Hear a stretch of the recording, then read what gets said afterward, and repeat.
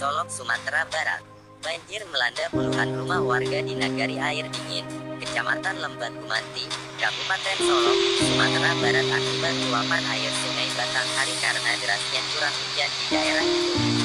Benar bahwa banjir terjadi di Nagari Air Dingin, Kecamatan Lembat Gumanti, Kabupaten Solok akibat luapan Sungai Air Dingin dan Sungai Batanghari, kata Kalaksa BPBD Kabupaten Solok Armen saat dikonfirmasi dari Solok, Sabtu tanggal 8 Januari tahun 2020 yang kurang lebih 21 rumah dengan 88 masyarakat serta lahan pertanian masyarakat juga terdampak akibat banjir. Alhamdulillah tidak ada korban jiwa akibat musibah tersebut. Demikian info terbaru banjir yang melanda Solok, Sumatera Barat.